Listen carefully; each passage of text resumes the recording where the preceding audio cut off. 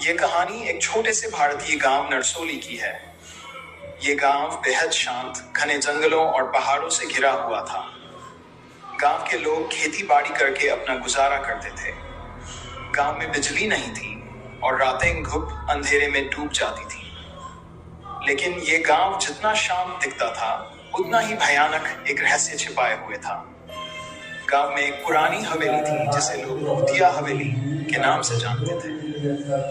नरसोली के गांव वालों के बीच ये मान्यता थी कि रात के समय हवेली के पास जाने से लोग गायब हो जाते हैं, या फिर अगर लौटते भी हैं तो उनका मानसिक संतुलन ठीक नहीं रहता। इस हवेली से जुड़ी एक पुरानी डरावनी घटना थी जिसने इसको भूतिया बना दिया था। कोई भी व्यक्ति हवेली के पास जाने की हिम्मत नहीं करता था, विशेष रूप से रात के समय। हवेली का इतिहास। लगभग 7 साल पहले इस हवेली में राजा देवबर्मन अपने परिवार के साथ रहते थे। राजा देवबर्मन अत्यधिक लालची, क्रूर और तानाशाह प्रवृत्ति के थे। उनके शासनकाल में गांव के लोग हमेशा अत्याचार और शोषण का शिकार होते थे।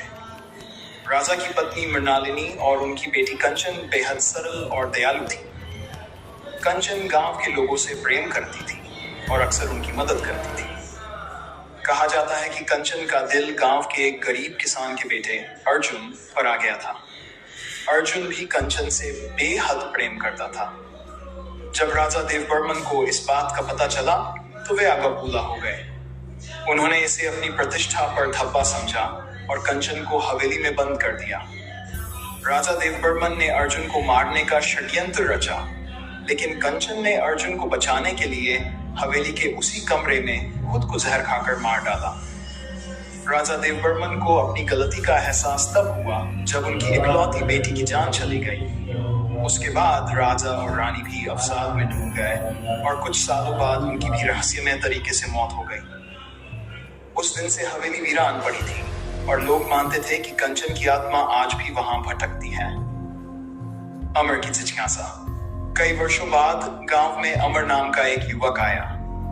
अमर नरसोली गांव में अपने मामा के पास रहने आया था। वह शहर में पला बड़ा था और अंधविश्वास में विश्वास नहीं करता था। उसने गांव के लोगों से हवेली के बारे में कहानियां सुनी, लेकिन उसे इन सब बातों पर यकीन नहीं था। अमर ने अपने दोस्तों के सामने घोषणा की, मैं भूत प्रेत की बातों में विश्वास नहीं करता। मैं हवेली में जाऊंगा और एक रात वहीं बिताऊंगा, तब तुम सब देख लेना कि ये सब झूठ है। अमर के दोस्तों ने उसे समझाने की कोशिश की, लेकिन उसने किसी की बात नहीं सुनी। पहली रात हवेली में। अमर ने एक रात हवेली में जाकर रहने का निर्णय लिया। वह अपनी टॉर्च, रस्सी और कुछ खाने पीने का सामान लेकर हवेली की ओर चल पड़ा। हवेली गांव के किनारे एक पहाड़ी पर स्थित थी जो जंगल से घिरी हुई थी। रास्ता बहुत डरावना था और चारों ओर केवल झींगुरों और रात के पक्षियों की आवाजें सुनाई दे रही थी। जब अमर हवेली के पास पहुंचा तो उसकी पीठ में अजीब सा सिहरन हुई।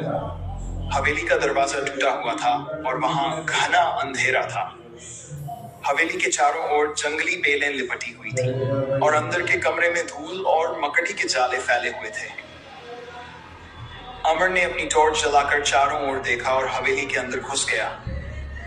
हवेली के अंदर का माहौल बेहद डरावना था, लेकिन अमर ने अपने डर को नजरअंदाज कर दिया।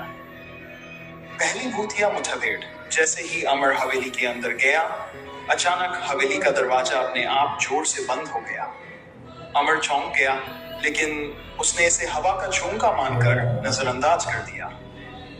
उसने हवेली का हर कोना छानना शुरू किया। कुछ देर तक सब कुछ सामान्य लगा, लेकिन जैसे ही अमर ने हवेली के पुराने दरबार वाले कमरे में कदम रखा, उसे वहां से अजीब सी आवाजें सुनाई देने लगी। अमर ने गौर किया कि हवेली के एक कोने से किसी के रोने की आवाज आ रही है। पहले तो उसने इसे अपनी कल्पना समझा, लेकिन आवाज लगातार तेज होती जा रही थी। अमर ने अपनी टॉर्च की रोशनी उस दिशा में डाली और देखा कि एक सफेद साड़ी पहने हुए लड़की एक कोने में बैठी है।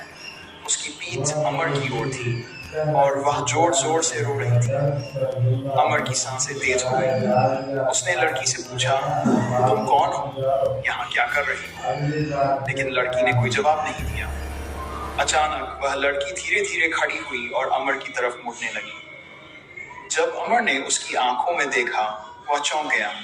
उसकी आंखें बिल्कुल सफेद थीं और उसका चेहरा बेहद डरावना था।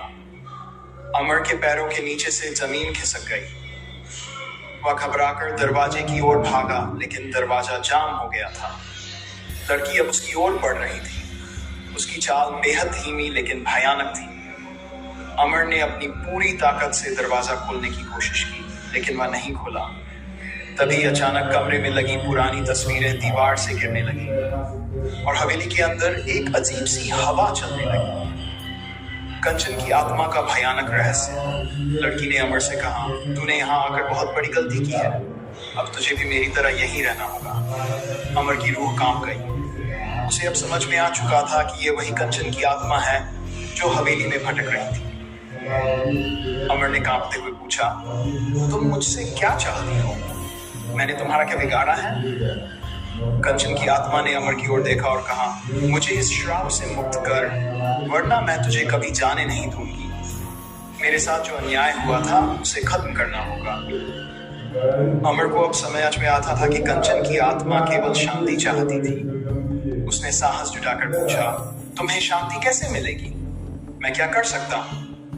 कंचन की आत्मा ने जवाब दिया, तुझे अर्जुन की कब्र को ढूंढकर उसका उचित अंतिम संस्कार करना होगा, तब ही मुझे मुक्ति मिलेगी।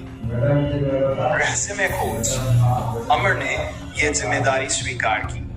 उसने गांव के बुजुर्गों से अर्जुन की मौत के बारे में जानने की कोशिश की, लेकिन कोई भी इस विषय में खुलकर बात नहीं करना चाहता था।